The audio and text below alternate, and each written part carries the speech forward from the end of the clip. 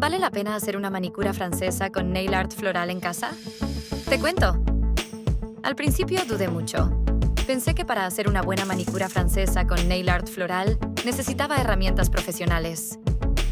Pero me lancé a intentarlo solo con esmaltes normales, un pincel liner y un puntero. Nada más. Puede ser difícil al inicio, las líneas con tu liner y las florecitas, pero por eso usa tu puntero te ayudará. Cada vez que practicas, mejoras. No será perfecto al principio, pero ¿sabes qué?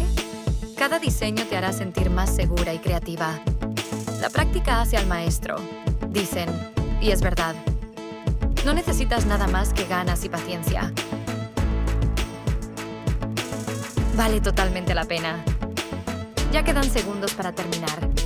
Si llegas al final del video, dime, ¿qué te pareció el diseño? Y si te gustó, suscríbete para más ideas de nails art.